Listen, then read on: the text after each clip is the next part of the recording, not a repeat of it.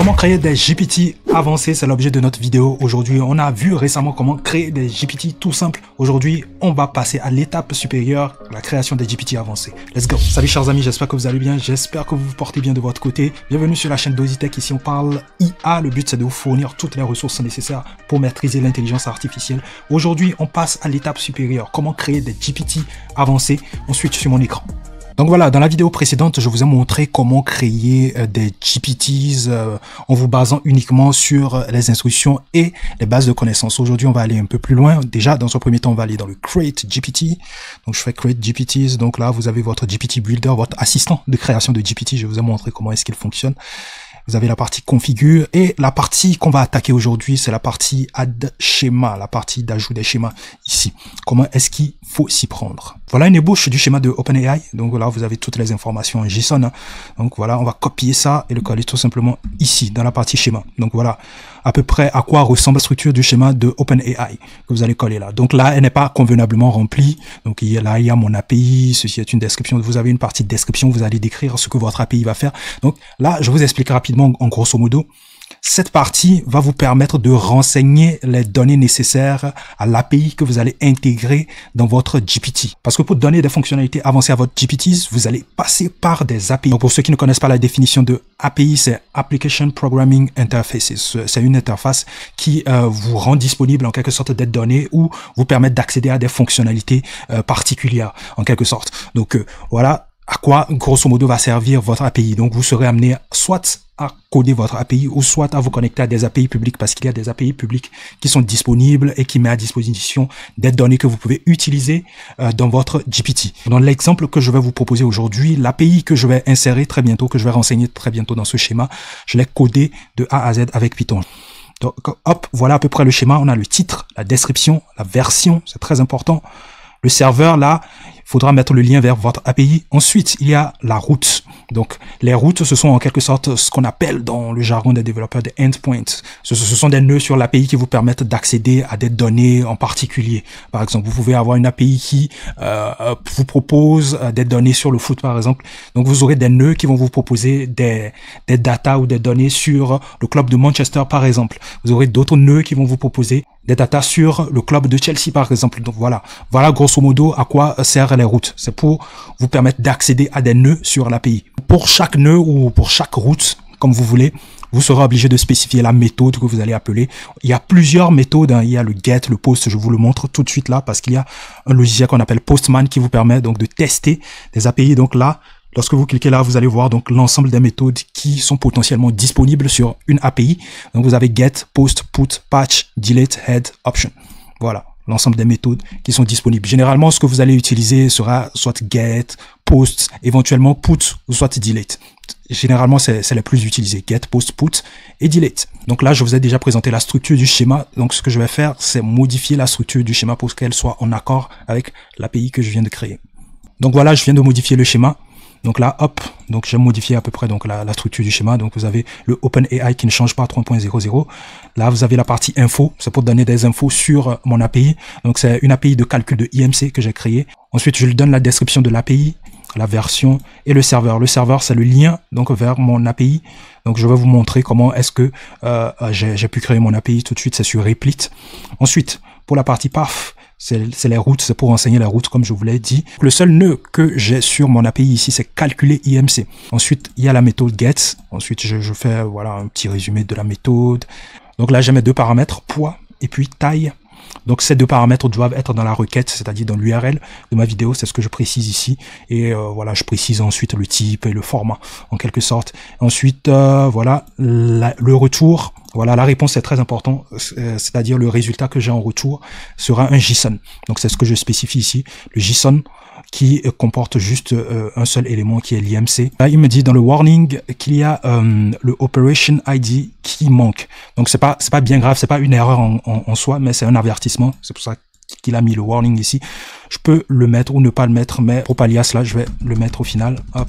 Le Operation ID, c'est calculer IMC. C'est pour dire en quelque sorte, hop, c'est ce que je veux faire au fait comme opération, en quelque sorte, je veux calculer l'IMC. Donc une fois que tout est renseigné, vous allez constater qu'il y a donc mon calculé IMC qui est présent ici. Donc voilà, le nom de l'opération, calculer IMC. Ensuite, il y a un get ici. et ensuite un slash calculer IMC qui est donc le nœud sur lequel j'aimerais me positionner.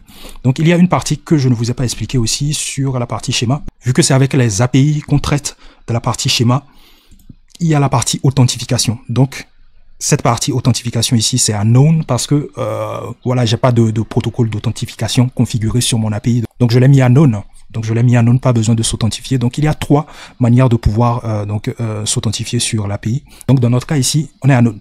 Donc je ferai certainement d'autres exemples parce qu'il y a plusieurs vidéos qui vont arriver derrière pour vous montrer en fait les différents cas de figure hein, avec le API key et le OAuth.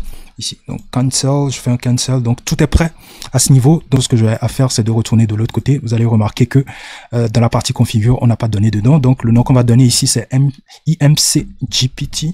Voilà. Ensuite, on va dire calcul l'IMC. Voilà, elle est un peu longue, hein, mon instruction. Bon, plus ou moins longue. Voilà.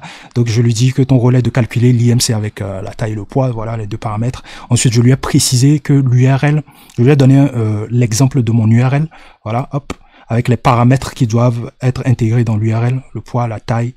Donc voilà, hop, je lui ai donné un exemple à l'appui. Grosso modo, c'est à peu près cela. Donc on a fini la partie description. Conversation starter, on va pas mettre grand chose. Web browsing daily image generation, on va le garder comme ça. Ensuite, est-ce qu'on autorise ChatGPT à utiliser les data pour améliorer leur modèle? Bon, on va laisser ça comme ça.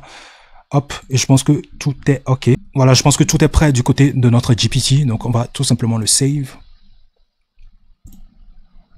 Je fais un enlimi ici. Je fais confirm. Et voilà, on a accès à notre GPT. Donc avant de passer à la phase test, je vais vous montrer comment est-ce que mon API fonctionne, comment est-ce que je l'ai codé. Je l'ai codé sur Replit. Voilà à peu près comment je l'ai codé. Comme je le disais, je l'ai codé sur Replit. Donc Replit qui est une sorte d'IDE en ligne qui vous permet donc de coder dans pratiquement tous les langages. Là, mon API il est en Python. Donc voilà à peu près voilà un code assez simple donc pour calculer l'indice de masse corporelle, donc poids sur la taille fois la taille, donc poids sur la taille au carré en quelque sorte. C'est juste pour vous faire des démos. Vous pouvez mettre des codes un peu plus complexes pour vos API. Donc là, je vais démarrer mon API, vous allez voir. Donc, parfait, donc je démarre mon API, tac tac, c'est OK. Et donc, ce que je vais faire pour vous présenter l'URL, là j'ai démarré l'API, donc l'API elle est très bien démarrée, hop, c'est parfait. Donc je fais New Tab, donc voilà, hop, vous allez tomber donc sur cette URL, donc c'est cette URL que j'ai utilisé, que j'ai inséré donc dans la partie API. Donc hop, si je rajoute la route, cette route là, hop, calculer IMC poids, tac tac, hop, vous allez voir que directement j'ai mon IMC ici. Donc j'ai rajouté calculer IMC. Point d'interrogation, les 2 paramètres, le poids qui est à 245 et puis la taille qui est à 1.63. Donc l'IMC est à 92. Donc voilà à peu près comment ça fonctionne. Vous pouvez aussi le tester autrement. Sur Postman, vous insérez tout simplement votre lien ici. Hop, tout de suite il détecte les 2 paramètres. Le poids, la taille. Postman, c'est un outil pour tester vos API. Hein. Donc voilà, si vous voulez tester votre API, vous pouvez utiliser Postman. Donc vous faites ensuite un send et vous avez donc votre IMC ici qui s'affiche 92.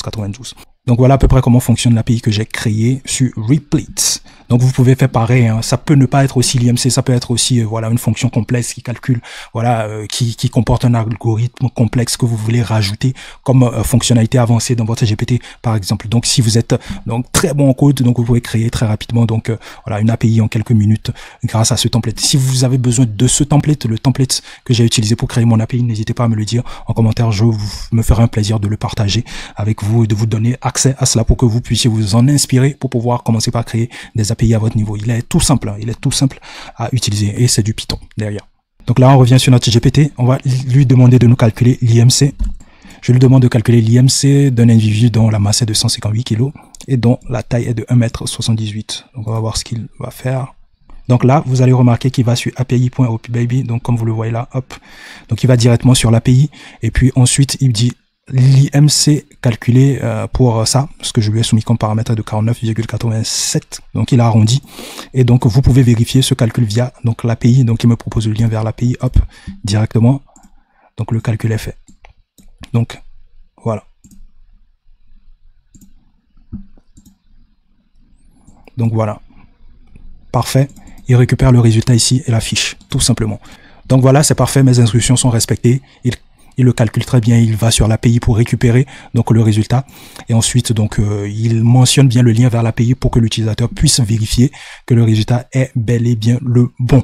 Donc voilà, grosso modo, comment est-ce que vous pouvez créer donc un GPT avancé, voilà, grâce à une API. Donc j'aurai à faire d'autres vidéos pour vous montrer encore d'autres exemples sur comment est-ce qu'il faut utiliser donc les API. Ce que je vais montrer aujourd'hui, j'ai codé l'API de A à Z.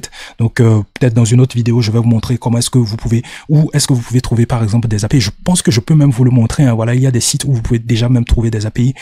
Voilà un site assez intéressant que j'ai l'habitude d'utiliser, hein, pour avoir accès à des API gratuits. Donc il propose des API gratuits pour les développeurs. Donc vous pouvez aller là-dessus, trouver des API ultra intéressants pour pouvoir commencer par faire joujou, pouvoir commencer par tester, créer des GPT assez utiles. Parce que moi, je pense que l'utilisation de la partie action va faire toute la différence avec les innombrables GPT qui vont être créés. Parce que certainement, de nombreuses personnes vont commencer par créer les GPT et peut-être vont se baser uniquement sur la partie instruction. La partie instruction, c'est juste du prompting. Donc, si c'est juste du prompting, on peut facilement répliquer votre GPT en quelque sorte. Donc, ce qui va faire toute la différence, c'est la partie action. Ce qui va apporter une valeur ajoutée à GPT, c'est l'action que vous y intégrez au travers d'une API ou au travers d'une donnée ou d'un dataset que vous avez à votre niveau. Donc il y a plein d'API qui sont disponibles. Vous avez même l'API de Google Translate que vous pouvez intégrer éventuellement si vous avez donc des petits projets à faire. De toutes les façons, il y aura donc d'autres vidéos exemples pour vous montrer comment est-ce que ça fonctionne. Donc si vous avez des questions, n'hésitez pas à les poser en commentaire. Voilà tout pour aujourd'hui. J'espère que vous avez aimé la vidéo. Si vous avez aimé la vidéo, n'hésitez pas à liker, à partager la vidéo, à vous abonner si cela n'est pas encore fait. Je vous retrouve à la prochaine, les gars. Peace out.